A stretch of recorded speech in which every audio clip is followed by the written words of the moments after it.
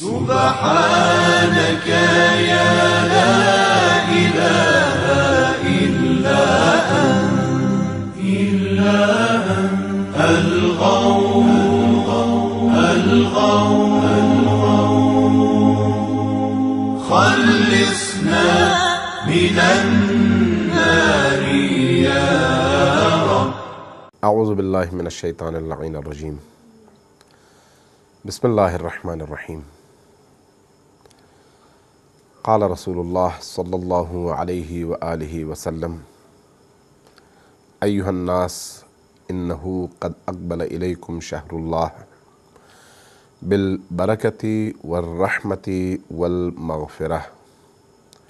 شہر ہوا عند اللہ افضل الشہور وایامہ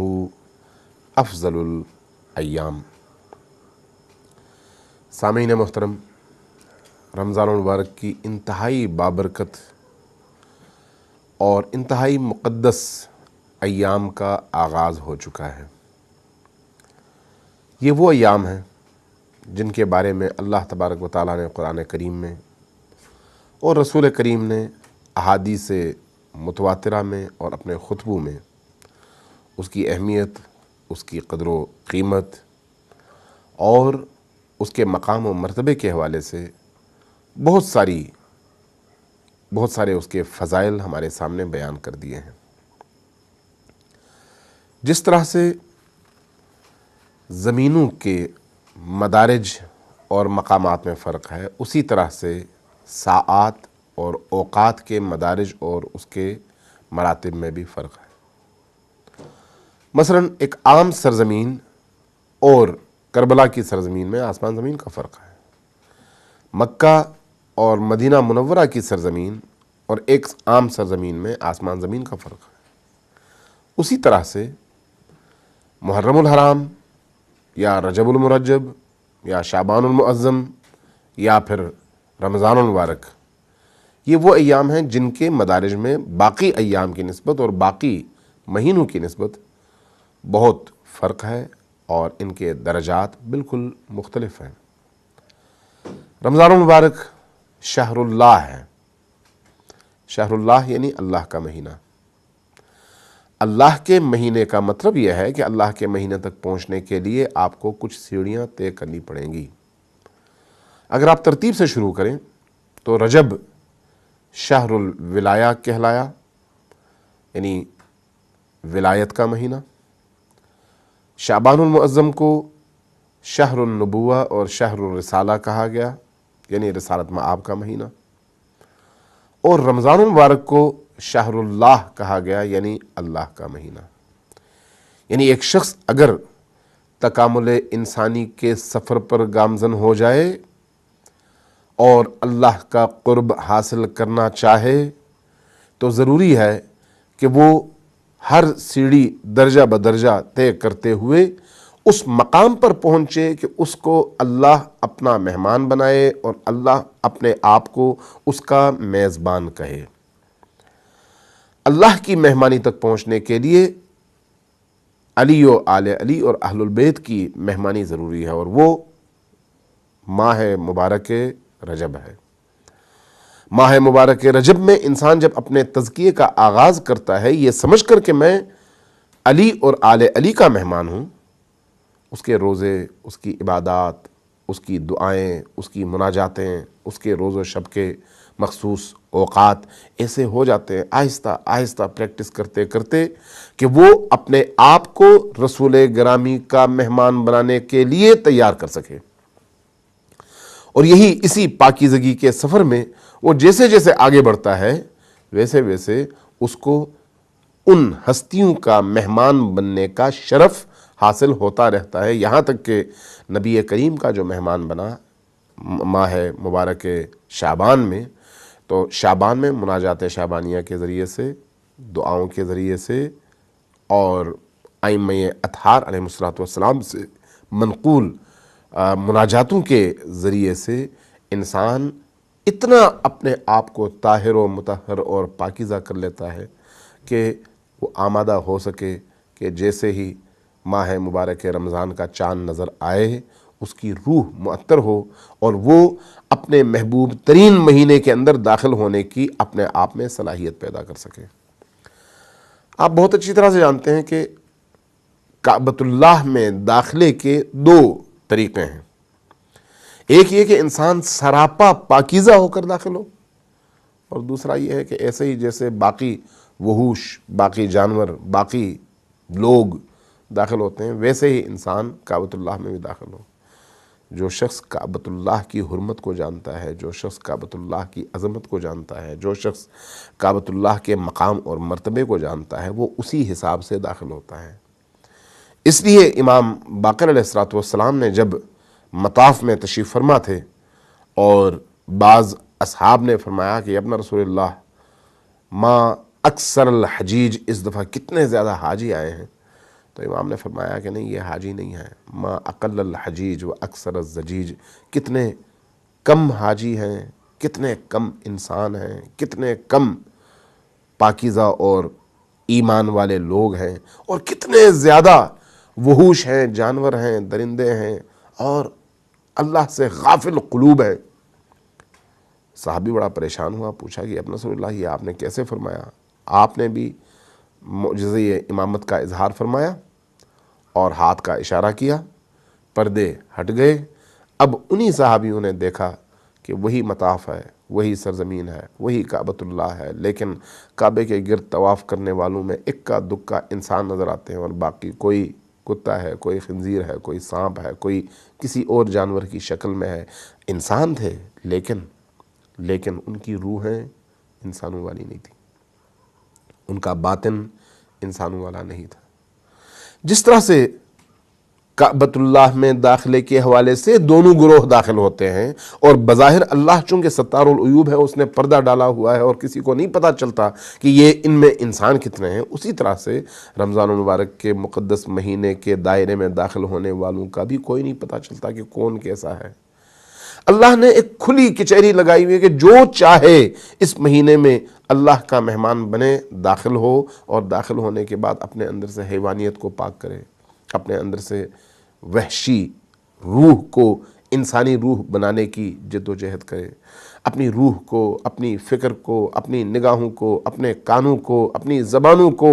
پاکیزہ کرے، اور اس طرح سے پاکیزہ کرے کہ جب اللہ کا مہمان بنے تو اللہ کہے کہ یہ میرا مہمان ہے، اور جس کو اللہ کہے کہ یہ میرا مہمان ہے، گویا اس نے انسانی مدارج کی وہ تمام منزلیں طے کر لی اور اس مقام تک پہنچا ہے کہ مہمانی خدا کی قابلیت اس میں پیدا ہوئی ہے۔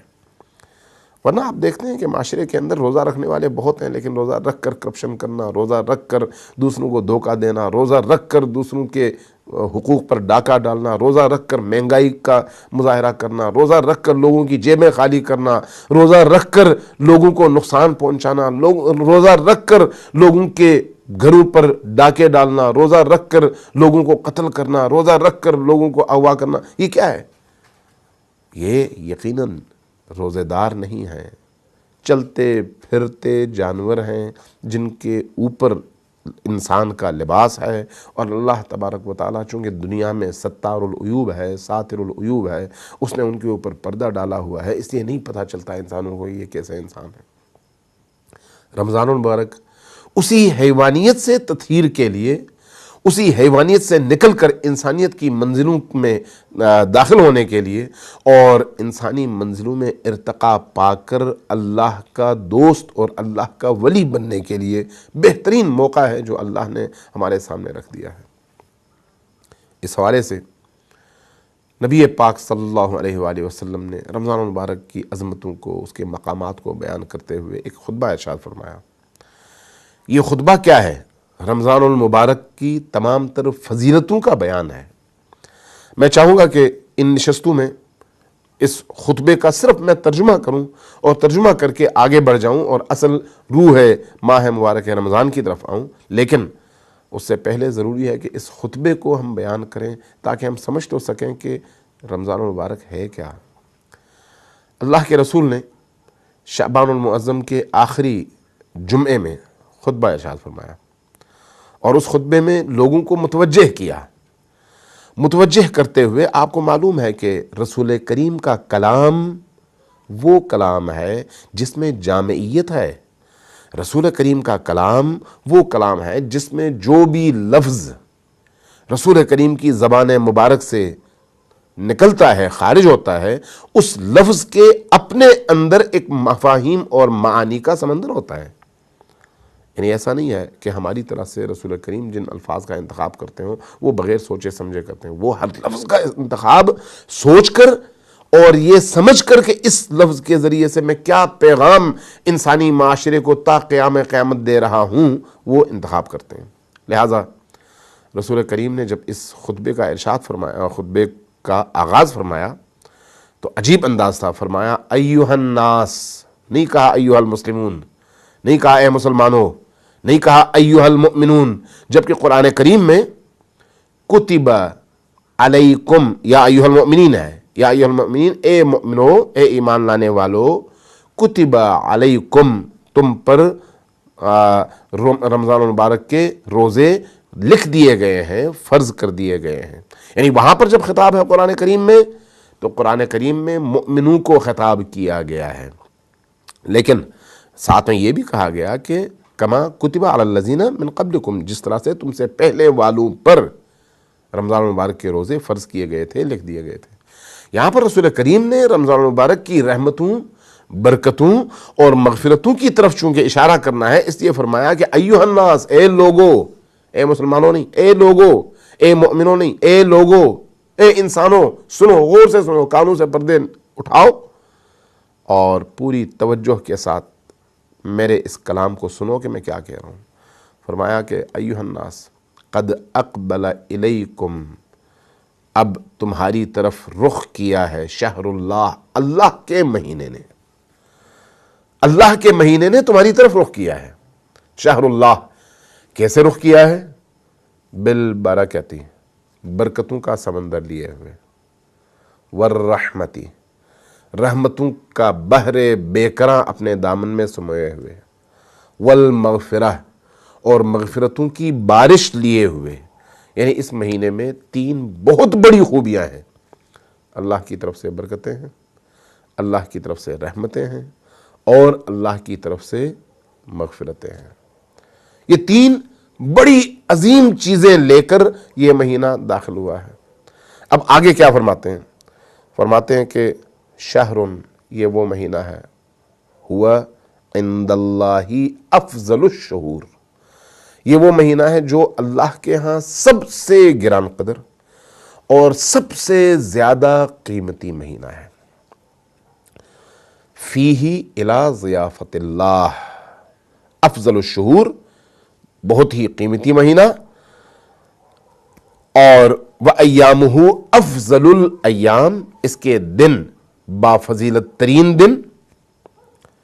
وَلَيَالِهِ افضل اللیالی، اور اس کی راتیں بافضیلت ترین راتیں، وَسَاعَاتُهُ افضل الساعات، اور اس کے لمحات، اس کے جو سیکنڈز گزرتے ہیں وہ بھی سب سے زیادہ باسعادت اور سب سے زیادہ بافضیلت ساعات اور لمحات ہیں۔ ہوا شہر، یہ وہ مہینہ ہے، دعیتم الی ضیافت اللہ، یہ وہ مہینہ ہے جس میں اللہ نے تمہیں یہ شرف بخشا کہ تمہیں اپنا مہمان بنائے۔ ناظرین اکرام، آپ ذرا غور کیجیے گا، اگر ہم میں سے کسی کو ہمارے شہر کا MNA یا ہمارے صوبے کا وزیر اعلیٰ یا ہمارے ملک کا کوئی وزیر کھانے پہ دعوت دیتا ہے تو ہم کس آمادگی اور تیاری کے ساتھ جاتے ہیں، جبکہ وہ ہماری طرح ہی کے انسان ہیں، اور ممکن ہے آپ ان سے بہت بافضیلت ہوں، آپ کا مقام اور مرتبہ ان سے بہت برتر ہو، لیکن چونکہ دنیا کا ایک سٹیٹس اور دنیا کا ایک مقام ہے، اس لیے جب اس طرح کی کوئی دعوت آتی ہے تو ہم پوری تیاری کے ساتھ ذہن بنا کر، کپڑے ٹھیک کر کے، نہا کے، دھو کے، عطر لگا کے، خوشبو لگا کے تیار ہو کر جاتے ہیں۔ یہ مہینہ کیسا مہینہ ہے؟ شہر دعیتم الی ضیافت اللہ، یہ وہ مہینہ ہے جس میں اللہ نے، جو کائنات کا خالق ہے، آپ کو اپنا مہمان بنایا ہے۔ اللہ تبارک و تعالیٰ کی اس عنایت پر جتنا بھی شکر ادا کیا جائے کم ہے۔ اللہ سے دعا ہے کہ ہمیں اس پربرکت مہینے میں اس کی ضیافت اور اس کے دسترخوان سے پوری طرح سے استفادہ کرنے کی توفیق عطا فرمائے۔ والسلام علیکم ورحمۃ اللہ وبرکاتہ۔